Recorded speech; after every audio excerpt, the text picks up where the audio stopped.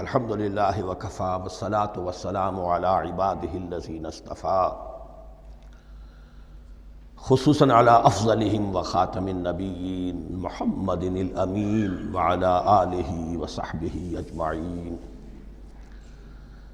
اما بعد فاعوذ باللہ من الشیطان الرجیم بسم اللہ الرحمن الرحیم ولما جاءہم کتاب من اللہ مصدق لما معہم۔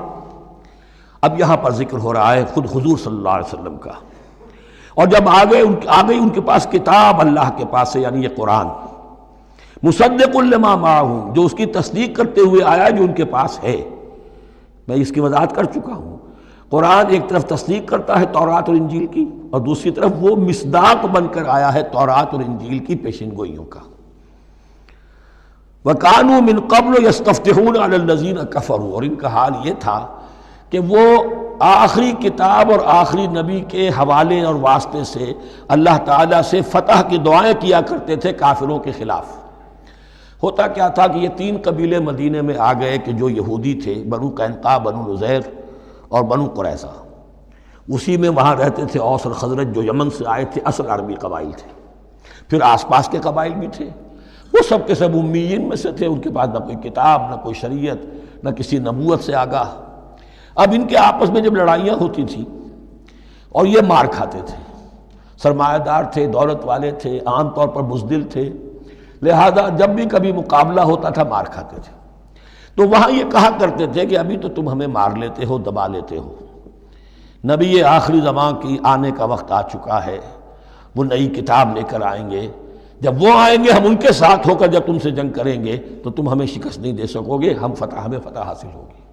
اور دعا کیا کرتے تھے اللہ اس نبی آخر الزمان کا ظہور جلد ہو تاکہ اس کے واسطے سے اور اس کے ذریعے سے اس کے صدقے ہمیں فتح مل سکے۔ یہ دعائیں تھیں، چونکہ خزرج اور اوس کے لوگوں نے ان کی یہ دعائیں سنی ہوئی تھیں۔ یہی وجہ ہے کہ حج میں سن 11 نبوی کے حج میں یا سن 10 نبوی کے حج میں جب وہاں پر 6 آدمیوں سے حضور نے بات کی جو خزرج کے تھے، سب کے سب انہوں نے کلنکھیوں سے ایک دوسرے کو دیکھا، معلوم ہوتا ہے یہ وہی نبی ہے جن کا ذکر یہ یہودی کرتے ہیں۔ تو اس سے پہلے کہ وہ ایمان لائے تم ایمان لے آؤ، گویا کہ وہ علم بالواسطہ طور پر جو انہیں پہنچا تھا وہ ان کے لیے کتنا بڑا سرمایہ بن گیا، ان کی نجات کا ذریعہ بن گیا۔ اور وہ علم جو ان کے پاس تھا تعصب کی وجہ سے اور تکبر کی وجہ سے وہ اسی طرح رہ گئے۔ فَذَهَبَ اللَّهُ بِنُورِهِمْ وَتَرَكَهُمْ فِي ظُلُمَاتٍ لَا يُبْصِرُونَ صُمٌّ بُكْمٌ عُمْيٌ فَهُمْ لَا يَرْجِعُونَ۔ وَلَمَّا جَاءَهُمْ كِتَابٌ مِّنْ عِندِ اللَّهِ مُصَدِّقٌ لِّمَا مَعَهُمْ وَكَانُوا مِن قَبْلُ يَسْتَفْتِحُونَ عَلَى الَّذِينَ كَفَرُوا فَلَمَّا جَاءَهُم مَّا عَرَفُوا كَفَرُوا، تو جب ان کے پاس آ گئے وہ چیز جسے انہوں نے پہچان لیا پھر انہوں نے کفر کیا۔ فَلَعْنَةُ اللَّهِ عَلَى الْكَافِرِينَ، تو اللہ کی لعنت ہے ایسے کافروں پر۔ بِئْسَ مَا اشْتَرَوْا بِهِ أَنفُسَهُمْ أَن يَكْفُرُوا بِمَا أَنزَلَ اللَّهُ بَغْيًا أَن يُنَزِّلَ اللَّهُ مِن فَضْلِهِ عَلَى مَن يَشَاءُ مِنْ عِبَادِهِ۔ بہت بری شے ہے جس کے عوض کہ انہوں نے اپنی جانوں کو فروخت کر دیا، یعنی دنیا کا حقیر سا نفع، یہاں کی حقیر سی مسندیں، یہاں کا جو بھی چودراہٹیں ہیں، جو بھی ان کی حیثیت ہے، صرف اس کا قربانی دینے کو تیار نہیں۔ یہی تو سبب ہے، اس کی وجہ سے کفر کر رہے ہیں پہچان کر۔ تو بری ہے وہ شے جس کے لیے انہوں نے اپنے آپ کو بیچ دیا۔ ان یکفروا، کہ وہ کفر کر رہے ہیں اس وجہ سے، بما انزل اللہ بغیًا، جو اللہ نے نازل فرمایا ہے، اور کفر کیوں کر رہے ہیں اس زدہ میں، ان ينزل اللہ من فضلہ علی من یشاء من عبادہ، کہ اللہ تعالیٰ نے نازل کر دیا ہے اپنے اس فضل میں سے اپنے بندوں میں سے جس پر چاہا۔ وہ اس امید میں تھے کہ وہ اسرائیلی ہی ہوگا۔ جب 1400 برس تک نبوت ہمارے پاس رہی، اب فترت کا زمانہ ہے، 600 برس گزر گئے، اب آخری نبی آنا ہے، ان کو گمان یہ تھا وہ ہم میں سے ہی ہوگا۔ یہاں یہ ہوا کہ یہ رحمت اللہ کی اور یہ فضل جو ہے بنی اسماعیل پر ہو گیا۔ اس کی وجہ سے زدہ بغین، اس بغین کے لفظ کو اچھی طرح نوٹ کر لیجئے۔ یہ اختلاف جو ہوتا ہے دین میں، اس کا اصل سبب یہ بغین کا لفظ آئے گا بار بار قرآن مجید میں۔ یہ بغین کیا ہے؟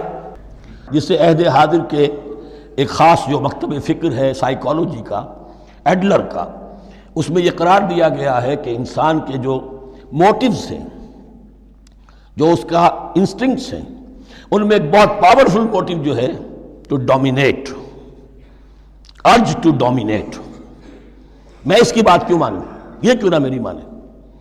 یہ ڈومینیشن. تو بغین، بغیہ کے معنی بھی ہے حد سے بڑھنا، تجاوز کرنا. تو وہ اپنی حد سے بڑھ کر دوسروں کے اوپر روب گانٹھنے کے لیے یہ سارا انہوں نے کیا، اس وجہ سے کہ بنی اسماعیل کے ایک شخص محمد صلی اللہ علیہ وسلم پر اللہ تعالیٰ نے یہ رحمت نازل فرما دی. فباؤوا بغضب علی غضب، تو وہ لوٹے غضب پر غضب لے کر، یعنی تہ بر تہ غضب ہے ان پر اللہ تعالیٰ کا. وَلِلْكَافِرِينَ عَذَابٌ مُّهِينٌ، اور ایسے کافروں کے لیے اہانت آمیز، مہین اہانت سے بنا ہے، اہانت آمیز عذاب ہے. وَإِذَا قِيلَ لَهُمْ آمِنُوا بِمَا أَنزَلَ اللَّهُ، اور جب ان سے کہا جاتا ایمان لاؤ اس پر جو اللہ نے نازل فرمایا، قَالُوا نُؤْمِنُ بِمَا أُنزِلَ عَلَيْنَا، ہم ایمان رکھتے ہیں اس پر جو ہم پر نازل ہوا. وَيَكْفُرُونَ بِمَا وَرَاءَهُ، اور وہ کفر کر رہے ہیں جو اس کے پیچھے ہے. انہوں نے انجیل کا کفر کیا، حضرت مسیح کو نہیں مانا. انہوں نے محمد کا کفر کیا ہے صلی اللہ علیہ وسلم، اور قرآن کو نہیں مانا.